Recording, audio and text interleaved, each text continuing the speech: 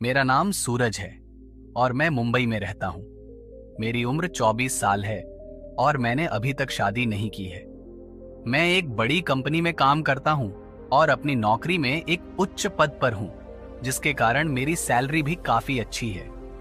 मैं अकेला रहता हूँ और इस वजह से घर का काम जैसे खाना बनाना और सफाई करना मेरे लिए कठिन हो जाता है। नहीं करता हूँ और घर की सफाई भी ठीक से नहीं कर पाता। इस समस्या को हल करने के लिए मैंने सोचा कि एक नौकरानी को काम पर रखना उचित रहेगा। मैंने सुबह अपनी बिल्डिंग के सुरक्षा गार्ड से कहा कि वह एक नौकरानी की तलाश करे। अगले दिन एक महिला मेरे घर आई, जो देखने में बहुत सुंदर और गोरी थी। ऐसा लगा जैसे वह किसी ऑफिस में काम करती हो, ना कि एक नौकरानी हो। उसकी शारीरिक संरचना बहुत अच्छी थी और उसकी लंबाई लगभग 5 फीट 8 इंच रही होगी। उस समय मेरे मन में उसके बारे में कोई गलत विचार नहीं था। मैंने उससे बात की और उसे बताया कि मैं उसे सुबह के नाश्ते, चाय और घर की सफाई के लिए प्रति माह 9,000 रुपए का भुगतान करूंगा। यह सुनकर वह काम करने के लिए तैयार हो गई।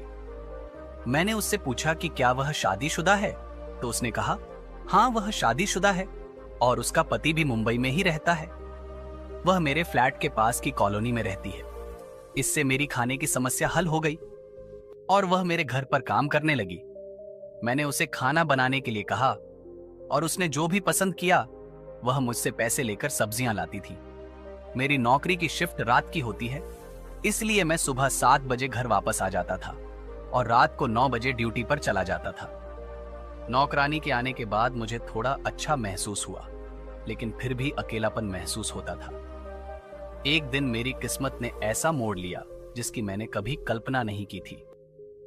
मैंने उससे पूछा कि क्या वह नाश्ता करना चाहेंगी, तो उसने कहा कि वह बाद में नाश्ता करेगी क्योंकि घर में बहुत काम है।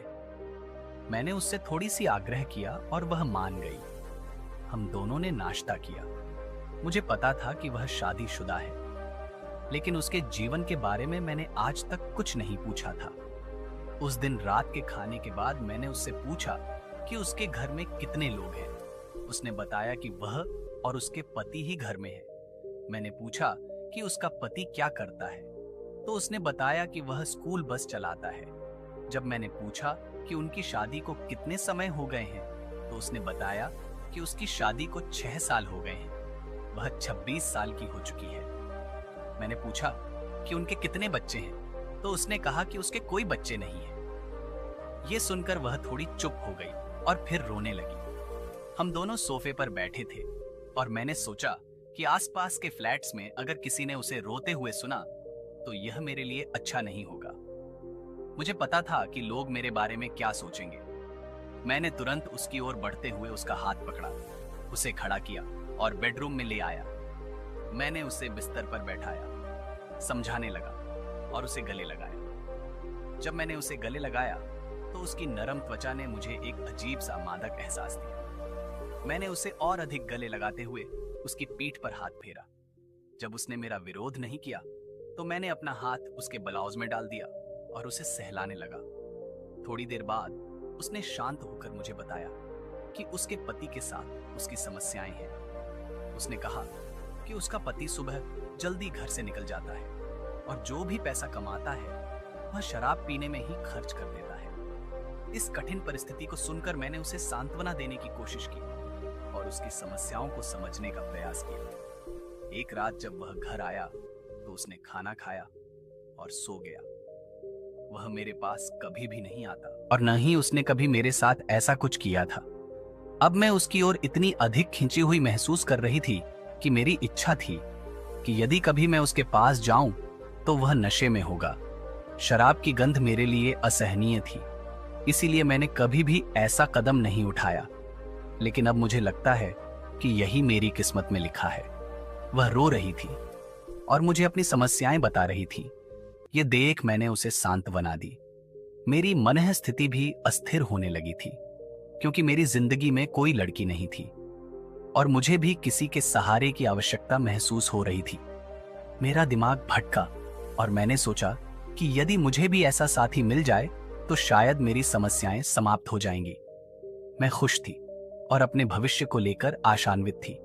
क्योंकि मैं अब भी युवा थी और मेरी शादी भी नहीं हुई थी। मैंने उससे कहा, चिंता मत करो, ये कोई बड़ी बात नहीं है, सब कुछ ठीक हो जाएगा। साहस पूर्वक मैंने उसे बताया कि अगर वह चाहती है तो वह मां बन सकती है। जब उसने यह सुना तो वह आश्चर्यचकित और कुछ अपमानित महसूस हुई। उसने उत्सुकता से पूछा कि मैं कैसे कह सकता हूं कि उसे एक साथी की आवश्यकता है और उसके पास बच्चे पैदा करने का कोई विकल्प नहीं है। मैंने उसे समझाया कि मेरा शादी करने का अभी कोई इरादा नहीं है, लेकिन अगर मैं उसका समर्थन करूंगा तो उसके लिए भी एक बच्चा हो सकता है। मैंने उसे आश्वस्त किया कि इससे उसकी बदनामी नहीं होगी। मैंने कहा कि अगर किसी को यह सब पता चल जाए तो भी उसकी बदनामी नहीं होगी, क्योंकि वह मेरे साथ रहती है और हमारे घर में होती है। यह सुनकर वह रसोई में चली गई और मैं शाम को अपने कमरे में चला गया। जब मैं जागा तो उसने मेरे पास आकर कहा कि जो मैं कह रहा था वह सच हो सकता है, और उसने अपनी इच्छाओं की बात की। मेरे मन में खुशी की लहर दौड़ गई। अगले दिन जब वह काम पर आई तो मैंने उसे अपनी बाहों में ले लिया। उसने कोई विरोध नहीं किया। मैंने उसे कहा कि अब उसे रोने की कोई जरूरत नहीं है, क्योंकि मैं उसकी सारी इच्छाएं पूरी कर दूंगा। उसकी आंखों में आनंद और खुशी का भाव था, लेकिन वह थोड़ी शर्मीली भी थी। मैंने उसे बिस्तर पर लिटा दिया और धीरे धीरे उसके शरीर को छूने और दबाने लगा। उसने अपनी आंखें बंद कर लीं और मुझसे कहा कि मैं लाइट बंद कर दूं। मैंने उसे बताया कि यह मेरा पहला अनुभव है, इसलिए मैं लाइट नहीं बंद करूंगा। मैंने उसके साथ पूरी तरह से आनंद लिया। उसने मुझसे कहा कि वह बहुत शर्मीली है, और मैंने उसे आश्वस्त किया कि शर्माने की कोई बात नहीं है, क्योंकि मैं उसे अपना पति मानता हूं। इसके बाद हमारा प्यार 2 घंटे तक चलता रहा। हम दोनों पसीने से तरबतर हो गए थे, लेकिन उसकी खुशी मेरे लिए स्पष्ट थी। उसने कहा कि शादी के 6 साल बाद भी उसने इतनी संतोषजनक अनुभूति कभी नहीं की थी।